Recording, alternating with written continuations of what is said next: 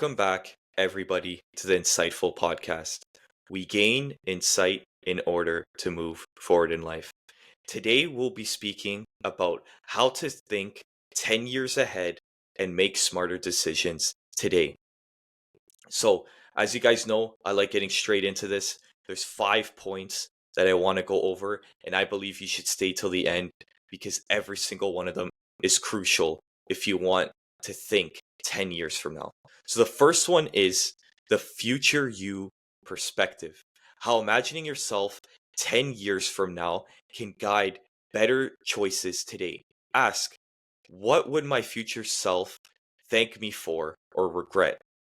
And I wish I would have known this sooner because growing up, as the mindset I had, as the person I was, I did not like who I was. I did not like what I was pursuing. I did not like who I was as a person, how afraid I was to do things, how shy I was, all these different things. And if I only ever asked myself sooner, Anthony, do you want to be this person for the rest of your life? Which seems pretty deep for a younger person, but it's one of those questions that need to be asked sometimes.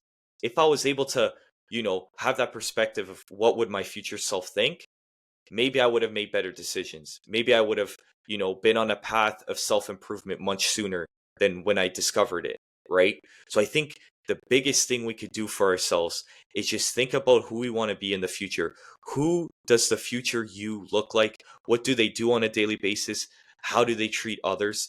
And once you're able to envision that person, that is when you could start working towards that version of yourself. The second point is the power of compounding. Why small, consistent actions, habits, skills, investments multiply over time and create massive long term results. So, I'm not going to get into investments because I know nothing about investing. But when it comes to habits and skills, this is the thing that I know I will teach my kids when they grow to a certain age, and that is to instill good habits. For example, imagine if you always ate clean, your family always gave you good, nutritious food that was healthy, right? It's much more easier for you to eat healthy when you're 30 years old because you've your whole entire life being raised by your parents, you were eating healthy, clean food, right? The same thing goes for the gym. The reason why there's many older people that will say it's super hard to get into the gym later in life is because it's just that habits compound over time, and the earlier you start something, the easier it is to maintain that habit for the rest of your life, right? I know within myself that, knock on wood, if because of injury or because of something else that restricts me from working out, that will be the only reason why I don't work out the rest of my life. Because I know within myself that since I've been working out since I was 13, there is not a period in my life where I can even see myself going a month without exercising, without working out.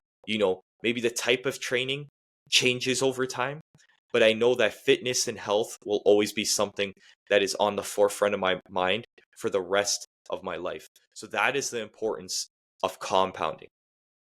The third point is avoiding short term traps. How impulsive decisions, quick dopamine hits, bad spending, neglecting health create long term pain, and how to break free from them.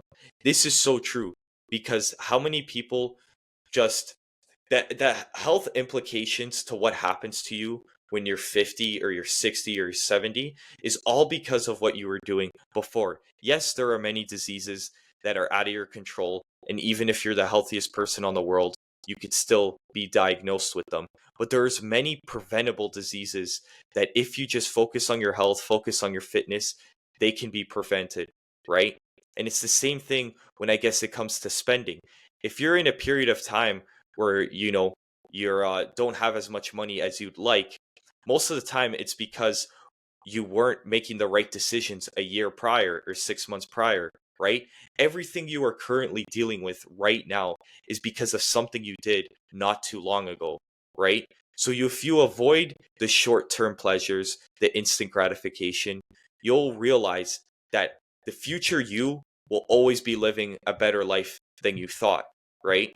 So it's super important to every time you kind of see something that maybe isn't the best for you, you're still able to recognize it and be like, that is not what I want to do, because the future me wouldn't gain any benefit from it. So it's super important to avoid instant gratification. The next thing is reversing the process. How to work backward from your ideal future to set clear, actionable goals today that lead to that vision, right? If you're someone that says, my future self, I want to have an extremely successful business. Well, how do you get to there, right? You don't just get there on accident. How are you going to work backwards and see, okay, I need to implement these things. I need to maybe pursue this type of business model, right? It's the same thing with the gym. If I have a long-term goal of 10 years, I'm 5'7", I want to be 200 pounds lean when I'm 30, right? That is 10 years from now. That is very doable. I'm like 172 pounds right now, and I would say I'm decently lean. So 28 pounds in 10 years. What is that? 2.8 pounds per year. If I stay consistent on my diet, if I stay consistent on my cardio and my weight training, I know for a fact that I could weigh that much when I'm 30, you know? And it's just that. It's working backwards. I could look at that and be like, oh, that's a huge goal. How am I going to get to 200 pounds? But I just broke it down for you. Let's take a quick break to speak about the sponsor for the podcast. I am now working with a company called Attilius Apparel. And if you want Christian fitness wear that looks like this, or this, click the link in the description. Now let's get back into the podcast. I realized that all it really takes is staying consistent with what I'm already doing, maybe gaining more knowledge when it comes to muscle building as time goes on, and then just staying consistent with that and breaking it down. Like I said, that's only 2.8 pounds a year, right? Which is very doable. So just having that kind of mindset to break stuff down from the end goal is exactly how you could kind of make the smarter decisions right now to eventually attain that goal. The next thing is the 10-year test for hard choices. And that is the last point, a mindset shift. When facing a tough decision, ask yourself, will this matter in 10 years? This simple filter eliminates distractions and focuses on what truly matters to you, right? And that is so important, because even if there's something you're stressing about right now and you don't see a light at the end of the tunnel, ask yourself, will this matter 10 years from now?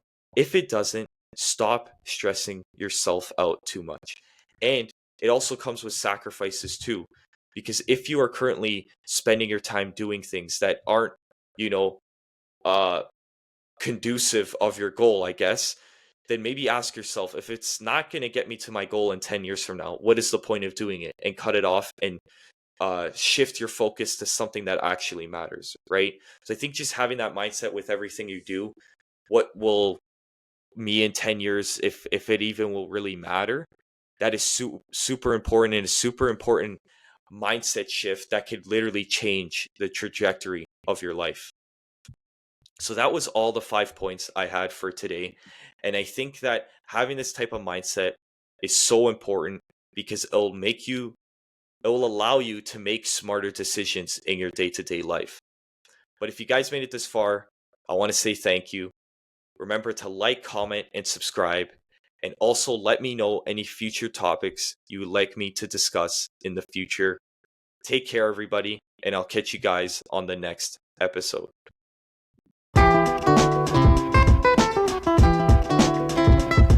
Crush a cold to a diamond, eyes forever shining. Your beauty alone inspire a nigga to rhyme it.